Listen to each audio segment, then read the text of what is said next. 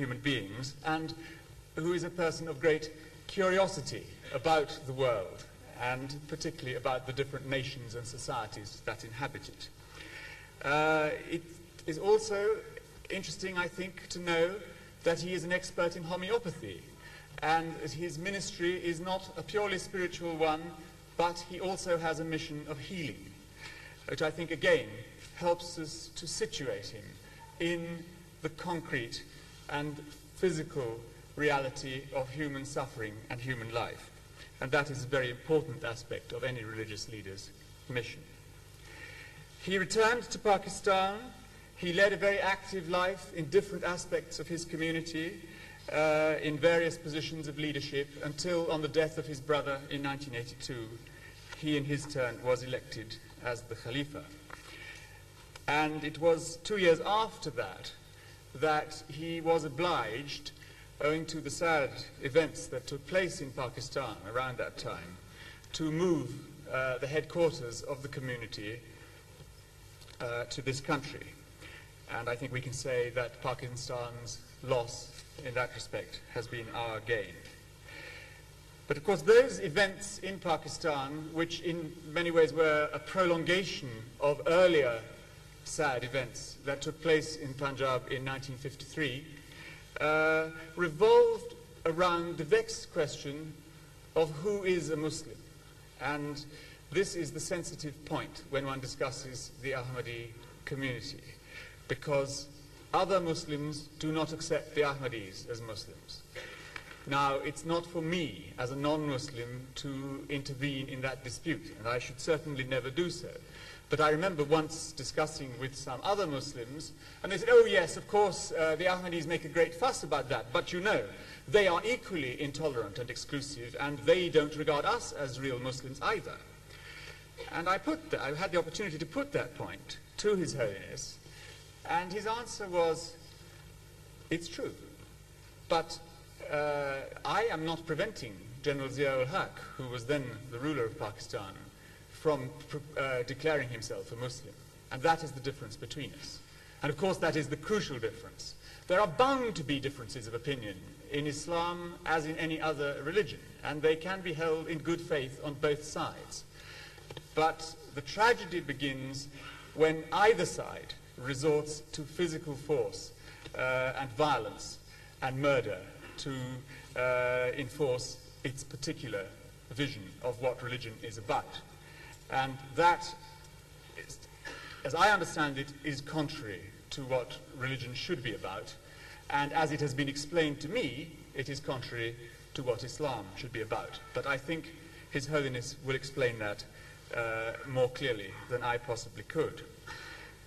He was already very thoughtful and active member of the community at the time of those riots in the Punjab of 1953, and he wrote a book which was a fruit of his reflections on those events, called, and forgive my pronunciation, Mazhab-ke Naam per Khoon, which has now been translated into English in an updated edition with the rather alarming title, Murder in the Name of Allah.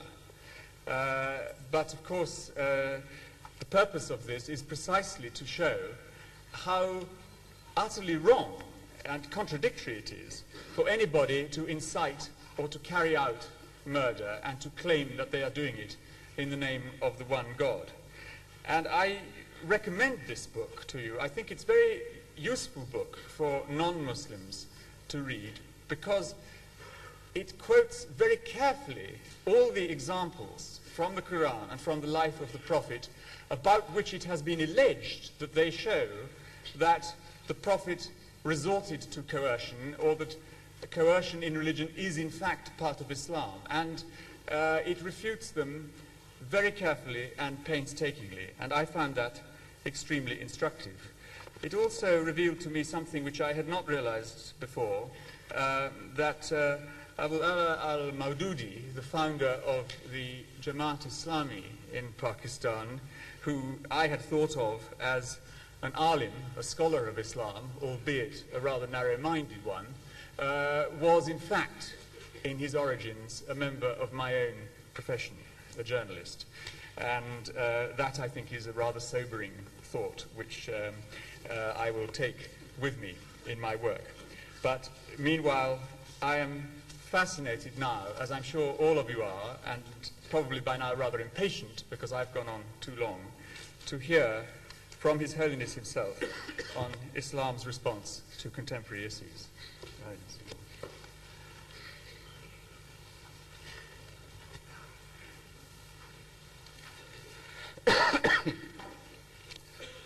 أشهد أن لا إله إلا الله وحده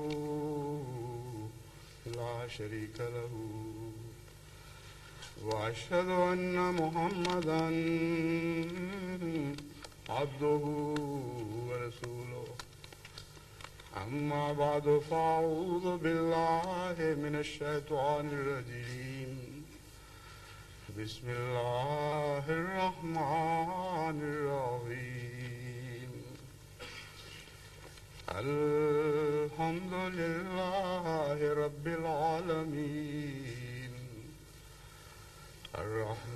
الرحمن الرحيم مالك يوم الدين إياك نعبد وإياك نستعين اهدنا الصراط المستقيم صراط الذين أنعمت عليهم غير المغضوب عليهم ولا الضالين.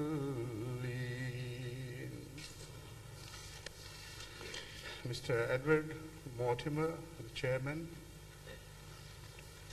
all our distinguished guests, ladies and gentlemen, first of all, let me express my deep sense of gratitude to you for your scholarly presence here this afternoon, and also permit me to confess that the address I'm going to make poses a great challenge to me. It's a wide subject, a very intricate subject, and as such, I'm really overawed. But let us begin with the beginning.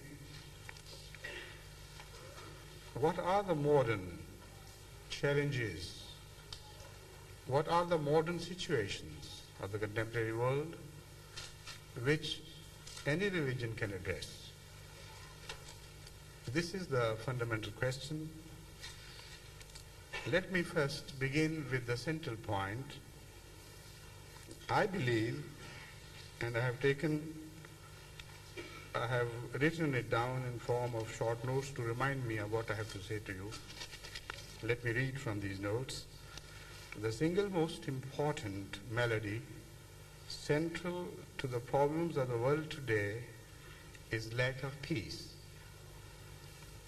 In the contemporary world, man as a whole has reached a high standard of achievement in material progress made possible by advancement of science and technology in every sphere of human requirements at a mind-boggling pace.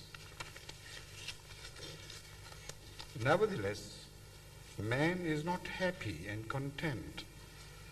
There is growing restlessness, fear, premonition, lack of trust in future, and dissatisfaction with one's past heritage,